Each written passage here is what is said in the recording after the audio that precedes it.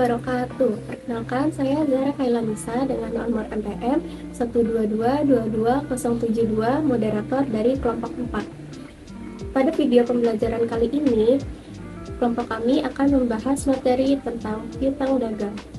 Nama-nama anggota kelompoknya yaitu ada Ayu Agnalia, Arfi Hasani, Muhammad Rizky, Muhammad Fakri, Sinta Maharani, Zikri Kemal, dan saya sendiri Zara Kailanisa.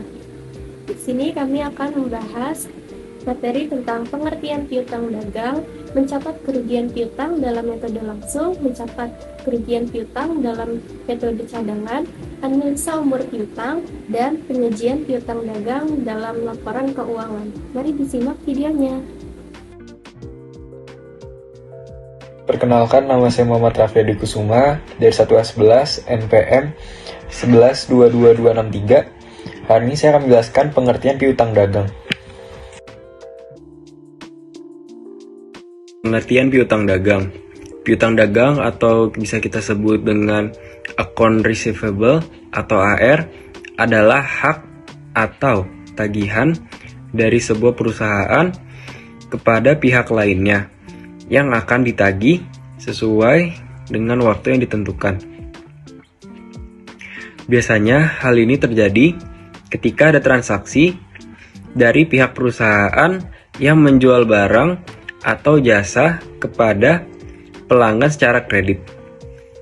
Yang perlu kita tahu, piutang dagang biasanya tidak dinyatakan dalam sebuah surat perjanjian seperti tagihan lainnya. Karena itu, pelunasannya tidak terjamin karena pihak yang tertagih bisa mangkir dari tagihan tersebut. Istilah piutang dagang ini sangat melekat dalam berbagai jenis transaksi bisnis, terutama usaha dagang. Piutang dagang berlaku di saat transaksi penjualan tersebut terjadi baik secara tunai maupun kredit. Nah, biasanya penjualan secara kredit inilah yang akan menimbulkan piutang dagang, bertumpuk terlalu lama dalam proses perusahaan. Adanya piutang dagang atau account receivable ini juga akan mengakibatkan perusahaan untuk tidak menerima uang tunai secara langsung, sehingga menyebabkan munculnya nilai jatuh tempo atas kesepakatan bersama. Akun piutang dagang ini terjadi apabila pihak pembeli menerima permintaan atau penawaran barang penjualan dengan sistem membayar secara kredit. Di sisi lain, yang perlu Anda tahu yaitu piutang tidak dapat dinyatakan melalui surat perjanjian atau tagihan lainnya. Oleh karena itu, surat tersebut menimbulkan risiko seperti piutang tak tertagih. Assalamualaikum warahmatullahi wabarakatuh. Nama saya Arfi Hasani dari kelas 1A11, NPM saya 102222330. Jadi di sini saya akan menjelaskan tentang sistem penjualan kredit. Yang pertama itu ada pengertian penjualan kredit adalah merupakan penjualan yang ditetapkan tergantung pada perusahaan dan kondisi perusahaan tersebut serta konsumen yang menjadi sasaran penjualan produk perusahaan tersebut. Penjualan kredit itu terjadi dengan adanya transaksi penyerahan barang dan penerimaan uang pada saat yang bersamaan. Yang kedua ada jurnal penjualan kredit. Adalah catatan jurnal yang fungsinya untuk mencatat jenis transaksi penjualan kredit. Penjual biasanya mencatat penjualan sebagai debit pada akun piutang usaha dan atau piutang dagang dan kredit. Resiko dari penjualan kredit akan terlihat di jurnal wesel, tagih, dan wesel bayar. Yang ketiga ada sistem penjualan kredit. Sistem penjualan kredit, perusahaan didahului dengan seleksi pelanggan yang secara keuangan dapat diberikan hak untuk melakukan pembelian secara kredit kepada perusahaan. Terus yang keempat ada tujuan penjualan kredit, untuk mempertahankan pelanggan-pelanggan yang sudah ada dan untuk menarik pelanggan baru dengan inovasi kebijakan tersebut. Dengan adanya penjualan kredit ini secara langsung akan memunculkan akun piutang usaha atau piutang dagang. Yang kelima ada manfaat penjualan kredit, guna untuk menarik minat para konsumen akan produk dan jasa yang ditawarkan sehingga nantinya dapat meningkatkan pendapatan laba. Terus yang terakhir ada resiko penjualan kredit. Perusahaan akan mengalami kerugian yang timbul dari pelanggan yang gagal memenuhi kewajiban kontraktual mereka. Perkenalkan, saya Ayu Akmalia, kelas 1A11 dengan NPM 102222396. Pada video pembelajaran kali ini, saya akan menjelaskan materi mengenai metode mencatat kerugian piutang secara langsung. Terdapat dua metode yang digunakan untuk mencatat adanya kerugian piutang, yaitu metode langsung dan metode cadangan. Metode langsung atau direct method adalah salah satu cara untuk melakukan penghapusan piutang. Cara ini dilakukan dengan menghapus piutang pada pembukuan perusahaan secara langsung. Ketika perusahaan menetapkan piutang tersebut tidak lagi dapat ditagih oleh mereka.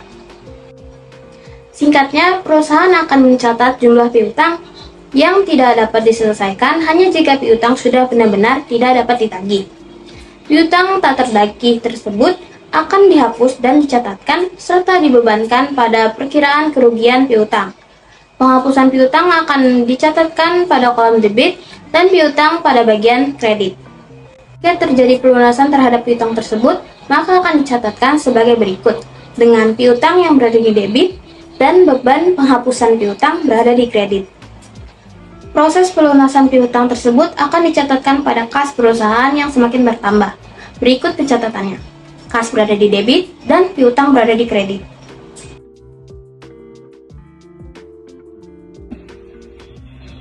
Assalamualaikum warahmatullahi wabarakatuh. Perkenalkan, nama saya Muhammad Rizky Alvan Kamali dari kelas 1 EA 11 dengan NPM 11222131. Di sini saya akan menjelaskan tentang mencatat kerugian piutang metode cadangan. Pada metode ini, perusahaan melakukan perkiraan terhadap piutang yang ada pada setiap akhir periode pembukuan. Perkiraan tersebut dicatatkan dalam jurnal penghapusan piutang sebagai beban kerugian piutang. Pencatatan beban kerugian piutang diletakkan pada bagian debit, sementara cadangan kerugian piutang diletakkan pada bagian kredit. Jika pihak debitur benar-benar tidak bisa melunasi hutangnya, maka perusahaan dapat melakukan penghapusan pada jurnal penghapusan piutang dengan cadangan kerugian piutang pada debit dan piutang pada kredit. Jika pihak debitur dapat melunasi piutang yang ada, cadangan kerugian piutang akan dihapuskan. Piutang ada pada debit dan cadangan kerugian piutang ada pada kredit. Jumlah kas akan bertambah dan dicatat dalam pembukuan setelah piutang dilunasi. Kas ada pada debit dan piutang ada pada kredit.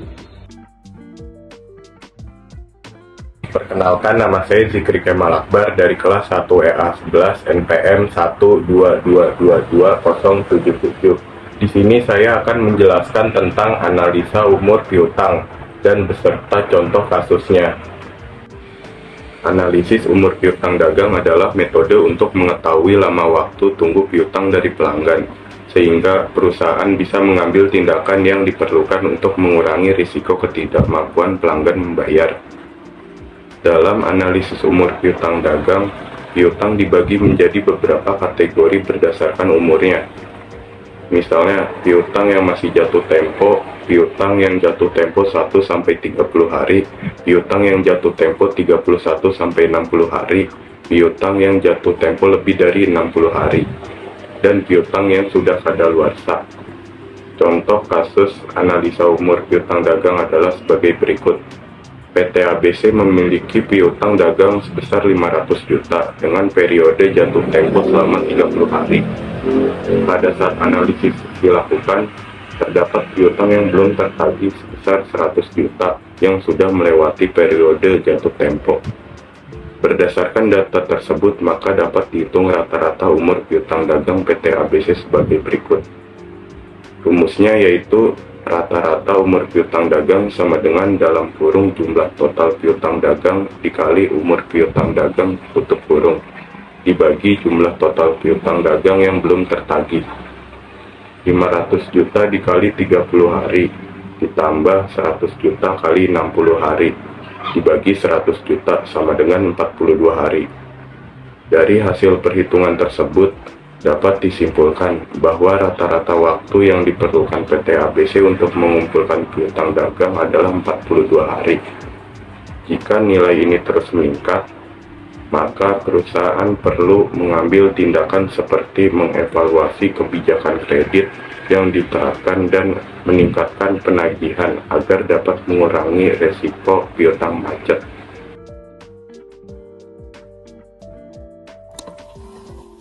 Assalamualaikum warahmatullahi wabarakatuh. Perkenalkan, nama saya Sinta Maharani Ramawati dari kelas 1 EA11 dengan NPM 1122287. Pada video pembelajaran kali ini, saya akan menjelaskan mengenai penyajian piutang dagang dalam laporan keuangan. Sebelum membahas pengujian substantif terhadap piutang, perlu diketahui terlebih dahulu prinsip akuntansi yang lazim dalam penyajian piutang di neraca berikut ini. Yang pertama, piutang dagang harus disajikan di dalam neraca sebesar jumlah yang diperkirakan dapat ditagih dari debitur pada tanggal neraca. Piutang dagang disajikan di dalam neraca dalam jumlah bruto dikurangi dengan taksiran kerugian tidak tertagihnya piutang. Yang kedua, jika perusahaan tidak membentuk cadangan kerugian piutang dagang, harus dicantumkan penjelasannya di dalam neraca bahwa saldo piutang dagang tersebut adalah jumlah bersih atau neto. Yang ketiga, jika piutang dagang bersaldo material pada tanggal neraca, harus disajikan rinciannya di dalam neraca. Yang keempat, jika jumlahnya material, piutang non-dagang harus disajikan terpisah dari piutang dagang. Menurut pernyataan standar akuntansi keuangan atau PSAK, disebutkan bahwa jumlah bruto piutang harus tetap disajikan pada neraca, diikuti dengan penyisihan untuk piutang yang diragukan atau taksiran jumlah yang tidak dapat diterima. Secara umum, penyajian piutang dan cadangan kerugian piutang di neraca berada pada sisi aktiva. Untuk lebih jelasnya, lihatlah contoh neraca berikut ini. Jadi, intinya banyak sekali orang yang salah dalam membuat neraca, khususnya dalam menampilkan akun piutang.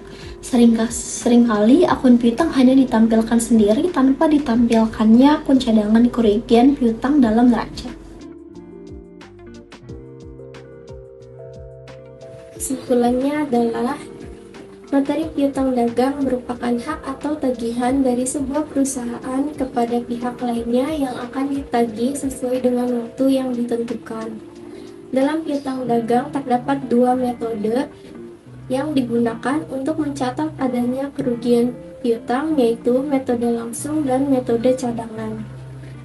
Piutang dagang terjadi karena adanya transaksi dari pihak perusahaan yang menjual barang atau jasa secara kredit, atau biasa disebut juga dengan penjualan kredit. Penjualan kredit itu terjadi dengan adanya transaksi penyerahan barang dan penerimaan uang pada saat yang bersamaan. Lalu yang terakhir adalah analisa umur piutang. Analisa umur piutang dagang adalah metode untuk mengetahui lama waktu tunggu piutang dari pelanggan sehingga perusahaan bisa mengambil tindakan yang diperlukan untuk mengurangi risiko ketidakmampuan pelanggan membayar. Itulah materi yang kami sampaikan pada video pembelajaran kali ini. Jika ada kesalahan kata dan kurang lebihnya mohon maaf. Wassalamualaikum warahmatullahi wabarakatuh.